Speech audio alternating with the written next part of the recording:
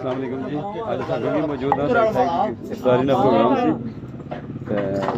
इफ्तारी और खाना सोचा सी इसमें लाइव कवरेज करिए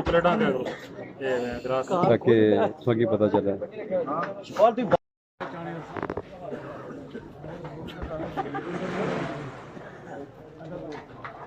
इलियास साहब ठीक हो? अल्हम्दुलिल्लाह। सेहत नहीं सुनाओ? ठीक है, सेहत ठीक है। भाई फरियाद ने सेहत ना ख्याल रखे, ठीक है?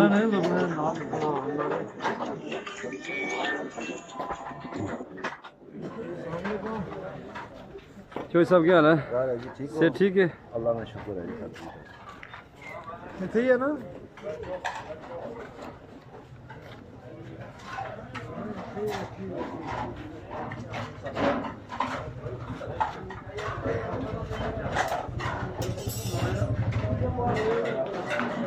हाँ तालब साहब ठीक हो? जी अल्हम्दुलिल्लाह, अल्लाह का शुक्र। किस तरह बनाया हाल जी अज असां आए थे, माह रमज़ान है तो अल्लाह ने मेहमाना ने को असां आया जेडे रोजेदार सन इत्थे और उन्होंने जेडे मेज़बान सन उन्होंने खराज तहसीन पेश करने वास्ते चौधरी मारूफ साहब अल्लाह ताला उन्होंने अपने हिफ्ज़ो ईमान रखा है।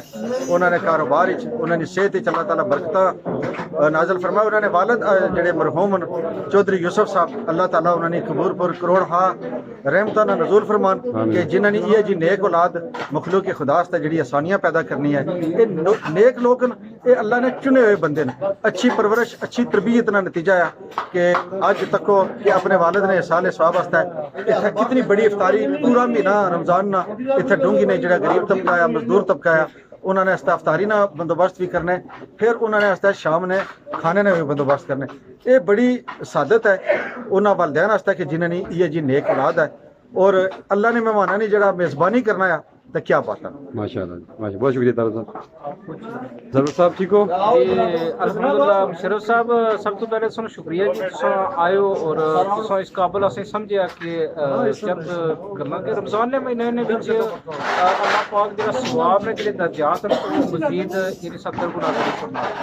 ते मैं समझना कि अल्लाह ने जेड़ी मखलूक है जेड़ी किसी भी मखलूक है उसने मारे जेड़ी आसानियां न वो साहिब सरबत जेड़े अफराद उन्हें करनी चाहिए और इसमें विच मारूफ साहब पहले रमज़ान की चुनता है आज 16वां रमज़ान है अल्हम्दुलिल्लाह आखिरी रमज़ान तक जड़ा है वो फ्री फी सबीलिल्लाह दस्तरखान जड़ा वो अपना डूंगी गुलशन होटल ने पर बंदोबस्त किया है तो अस उनकी खराज तहसीन पेश करने और उन्हें वालिद साहब ने मारे भी दुआ करने कि अल्लाह पाक उन्होंने कामल बख्शिश मग़फ़िरत अता फरमाए और मारूफ साहब ने इज्जत जान माल में मज़ीद अल्लाह पाक बरकत अता फरमाए और बाकी सरबत अफराद उनकी गुजारिश है बेशुमार साढ़े अफराद जी साड़ी वादिया बनाया नो इसकी मट्टी बड़ी जरखेज है वादिया बनाने जो भी अफराद वो अपना नेकी ने कम बड़ी चढ़ी का वो हिस्सा गिरना तो माशाल्लाह जी अल्लाह पाक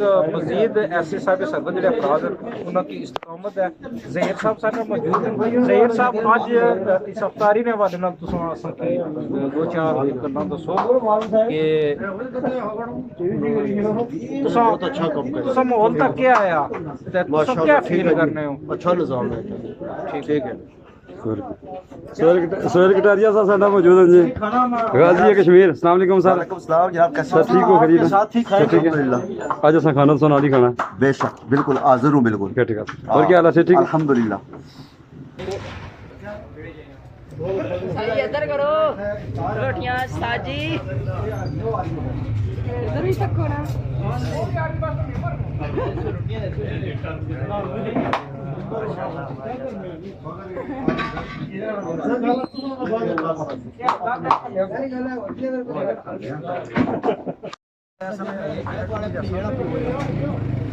आज साढ़े लाला भी आए हैं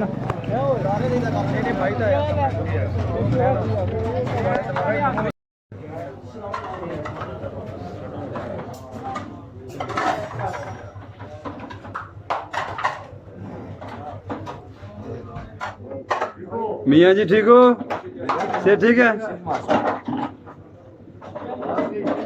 जारी जी तुम ठीक हो ना? रोजे ठीक जा रहे हैं? पक्की गल है?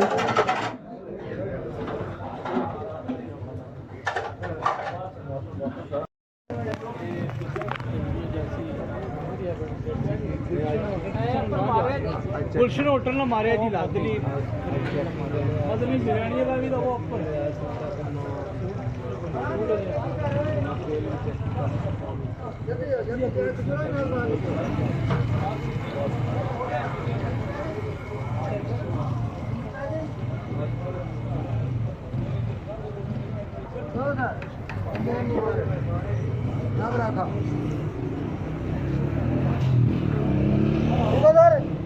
अस्सलाम वालेकुम चाचा, ठीक हो? अल्लाह का करम है सर। आओ जी, खाओ जी, खाओ जी नहीं आज लेके जाओ जी। लेके जाओ जी। और क्या हाल है, रमजान ठीक जा रहा है? रमजान बहुत अच्छा जा रहा है माशाल्लाह। चलो जी, आज 20-25 दिन बाद को लाया मेहरबानी। बिरयानी पकाई है ना? बिरयानी बिल्कुल तैयार है सर, ठीक हुई है। गर्मा गर्म। मारो वाह जी वाह, क्या बात है, क्या बात है। मारो आके मारो स्टीम पर आमने स्टीम पर इसमें से 2 खोतियां चटनी देना उसका दो।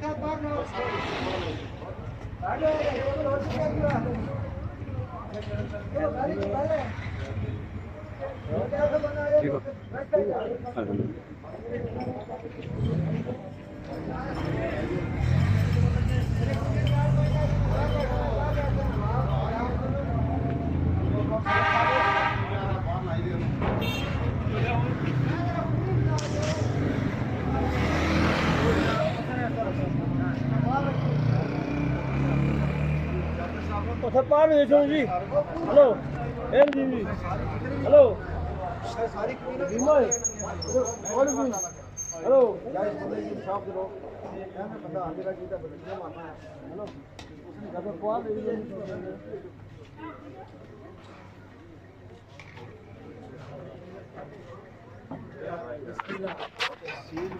हेलो